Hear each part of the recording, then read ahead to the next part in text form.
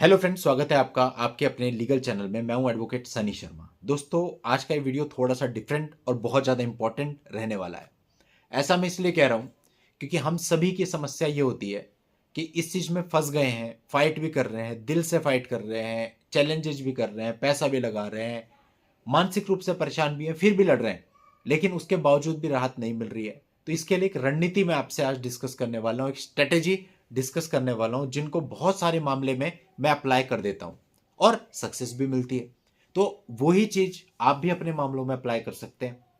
और ऐसी चीज है ये, अगर आपने अप्लाई कर दी, लड़की वालों को समझ में ये नहीं आता कि हम क्या करें और क्या ना करें, क्योंकि उनके सामने सामने चीजें उनके हाथ से निकल जाती हैं। तो कहीं ना कहीं फिर वो लोग इस बात पे आ जाते हैं, इसे निपटा के ही फायदा है। तो दोस्तों, ये वीडियो पूरा एंड तक देखना, एक एक पॉइंट को अच्छे से समझना। और दोस्तों, आपसे कहना चाहूंगा, आपने कानूनी सोच चैनल को सब्सक्राइब अभी तक नहीं किया है तो इस चैनल को भी जरूर सब्सक्राइब कर लें, क्योंकि इस चैनल पर भी इस तरह के लीगल वीडियोज मैं आप लोगों के लिए लेकर के आता रहता हूं। तो दोस्तों देखो, होता क्या है। सबसे पहले विवाद स्टार्ट हुआ, पत्नी चली गई। विवाद कई बार एक्चुअल में कुछ होता है, कई बार तो कुछ होता ही नहीं, चली जाती है बस। लेकिन वापसी आती नहीं है, डाइवोर्स के लिए 50 लाख मांगती है। यही तो पैटर्न चल रहा है ना। अब इस पैटर्न को ब्रेक करने के लिए हमें क्या करना है? देखो, सबसे पहले तो वो एक एफआईआर कराती है। एफआईआर में 498 और तमाम प्रकार की धाराएं सब दर्ज हो जाता है। आप पुलिस के पास जाते हो, वो सब चीजें सिमट जाती है। बहुत वीडियो बना दी मैंने उस पर। अब मेन बात आती है कि जब आप पुलिस के पास जाके सब कुछ डील कर लिया, चार्जशीट आ गई, क्वेश्चन फेशिंग सब फाइल हो गई, अब क्या होता है इसमें? सोच के देखो। ये केस चलता जाता है, चलता जाता है। कई बार हाईकोर्ट में 2 साल, 3 साल, 4 साल क्वेश्चन में लगते हैं। उसके बाद अगर रिजेक्ट होती है तो हम सुप्रीम कोर्ट में डालते हैं, फिर 2 साल वहां लगते हैं। फिर उसके बाद जब ट्रायल में आता है, ट्रायल चल रहा है, तो आपको पता है 8 साल, 10 साल, 12 साल ट्रायल चलता रहता है। नहीं, इस केस में कुछ होना है नहीं, पड़ा रहता है ये। और अगर आप अपनी तरफ से थोड़ी और ढील दे दें तो पता नहीं कितना लंबा चलेगा। मेरे पास चल रहे हैं मुकदमे पिछले 10-10, 12-12 सालों से, गवाही नहीं आते प्रोसिक्यूशन के। अब हम करें क्या उसमें? तो कहने का मतलब है, इस केस में कुछ नहीं होता, बहुत लंबा चलता है। अब बात आ जाती है, इसके अलावा 2 केस बचते हैं, 125 सीआरपीसी डीवी। बस आज का जो वीडियो इन 2 केस पर ही बेस्ड है। अगर आपने अब जो मैं बता रहा हूं ये कंट्रोल कर लिया, ये ऐसे ही कर लिया जैसे मैं बता रहा हूं, तो आप समझो लड़की वाले ब्रेक हैं। कुछ उदाहरण के थ्रू मैं आपको इस बात को बताता हूं। मेरे पास अभी रिसेंटली काफी सारे ऐसे केस रहे, 125 डीवी जिसमें दोनों थे। वहां हमने क्या किया कि लड़के को यह बोला कि एक रणनीति तय करी, बैठ के केस लड़ने से पहले एक स्ट्रेटेजी बनाई कि इसे करना कैसे है। हमने पहले तो ये डिस्कस किया, देखो 125 में डीवी में आपका होना तो कुछ नहीं है, केवल एक अमाउंट ही बंधना है। और लड़की चूंकि काम नहीं करती है तो अमाउंट 100% बंधना है। आपकी चूंकि सरकारी नौकरी है, आप सैलरीड हैं, तो उसके हिसाब से ही बंधना है। सैलरी आप छुपा नहीं सकते। तो बात सारी है, पैसे की लड़ाई है। और वो मंथली जो पैसा है उसी के लिए आदमी 5 साल 10 साल चक्कर मारता रहता है, कोई फायदा नहीं है। ऐसा करते हैं, मेंटेनेंस बंधवाते हैं, 125 सीआरपी से केस खत्म हो जाएगा। डीवी में मेंटेनेंस बंधवाते हैं, डीवी का केस भी खत्म हो जाएगा। और उसके बाद क्या करते हैं? ऐश करते हैं घर पे। दोनों केस ही खत्म हो गए तो घर पे जाके बैठ जाएंगे हम क्यों आएंगे कोर्ट में? 498 में तो आपको पता ही है क्या हाल है, एक एक साल तक तो चार्जशीट नहीं आ रही है। और जब चार्जशीट आती भी है, फिर 6-6 महीने तक समन नहीं हो रहे हैं। फिर बेल लेकर के हम बैठ जाते हैं, फिर प्रोसिक्यूशन चलता रहता है सालों। यही तो है ना। तो मेन तो ये 2 केस ही होते हैं जिसमें लड़की वाले आपको पकड़ते हैं। 498 में तो खुद नहीं आते वो। तो बात यही है। अब हमने क्या इसमें रणनीति बनाई कि भैया 125 सीआरपीसी की पहली डेट लगी, पहली डेट पे गए, हमने अपना जवाब भी सबमिट कर दिया, हमने अपना इंटरिम का जवाब भी सबमिट कर दिया, हमने अपना एफिडेविट भी सबमिट कर दिया। पहली डेट पे हमने सब कुछ दे दिया। ठीक। देने के बाद हमने कोर्ट को रिक्वेस्ट किया कि जी इसको इंटरिम आर्ग्यूमेंट पे डाल दिया जाए। अगली डेट इंटरिम आर्ग्यूमेंट। ओके। अब इंटरिम आर्ग्यूमेंट पे फाइल लगी, इंटरिम आर्ग्यूमेंट भी कर दिया, ऑर्डर के लिए शॉर्ट डेट लगवा ली। देखते जाना, पहली डेट पे हमने सब कुछ फाइल किया। ठीक। उसके बाद सेकेंड डेट पे इंटरिम आर्ग्यूमेंट हो गए, थर्ड डेट ऑर्डर पे लग गई। ऑर्डर पे लगने के बाद जब हम गए तो एरियर तो था नहीं, क्योंकि हमने तुरंत ही तो 2-3 महीने में कर दिया था काम सारा। मुश्किल से 2 महीने या 3 महीने का ही एरियर था, इससे ज्यादा नहीं था। लड़के को बोला भाई जितना इसका एरियर बन रहा है पूरा का पूरा लेकर के आना।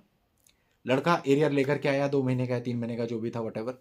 हमने कहा जी ये रहे तुम्हारे पैसे, एविडेंस सबमिट करो, पैसे दे दिए। अब उन्होंने एविडेंस दिए नहीं। बोला हम तो लाए नहीं। जज साहब ने बोला जब ये तुम्हें पैसे भी दे रहे तुम एविडेंस क्यों नहीं दे रहे? अगली डेट पे एविडेंस लेके आना वरना अपॉर्चुनिटी क्लोज। एप्लीकेशन भी लगा दी, वर्बली भी बहस कर दी उस पर कि भैया एविडेंस देंगे ये। कोर्ट ने स्ट्रिक्टली बोल दिया। अगली डेट पे आए वो, एक अपना एफिडेविट लेके वो आते हैं एविडेंस के नाम पे, और तो जनरली कुछ होता नहीं है। जिस दिन एविडेंस लाए, जज साहब को बोला सर आज ही क्रॉस कर रहा हूँ, अभी आधा घंटा देख लूँ इसे, आधे घंटे बाद क्रॉस करता हूँ। देखा उसको, आधे घंटे में क्रॉस कर दी लड़की की। बोला और कुछ एविडेंस देना है? नहीं, क्योंकि कुछ होता ही नहीं है।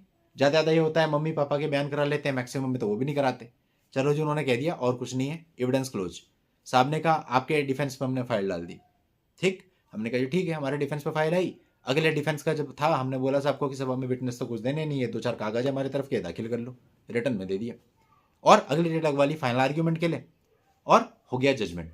अगर आप इस पूरी प्रोसेस में देखें, हार्डली 6 से 7 डेट लगी, एक एक महीने के गैप पे। कोई तो बल्कि जो ऑर्डर वाली डेट थी 10-10 दिन के गैप पे भी हमने लगवाई। पर चलो पकड़ लो, एक एवरेज पकड़ लो कि एक एक महीने के गैप पे भी लगी, तो 7 महीने मुश्किल से लगे और उसके बाद अब जजमेंट आ जाएगा। तो यानी 8 महीने में मान लीजिए आप केस फाइनल। सेम यही ट्रीटमेंट हमने डीवी केस को भी दे दी। अब डीवी केस के साथ भी वही हुआ कि चलो 8 नहीं तो 10 महीने में, क्योंकि वहां पे क्या होता है 2-3 महीने डीआई रिपोर्ट में आपके खराब हो जाते हैं। मोटा मोटा पकड़ लो साल भर में 12 महीने पकड़ लो, इससे ज्यादा नहीं।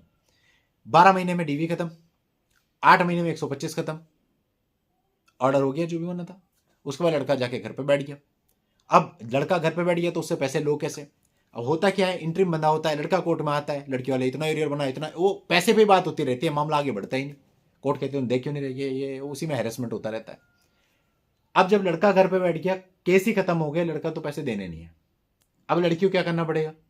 जो भी उसका पैसा बन रहा है, जुड़ रहा है, उसके लिए एग्जीक्यूशन फाइल करना पड़ेगा। एग्जीक्यूशन के लिए फिर से एक नया केस फाइल करना पड़ेगा 125 दिन का, या डीवी में भी एग्जीक्यूशन फाइल करना पड़ेगा।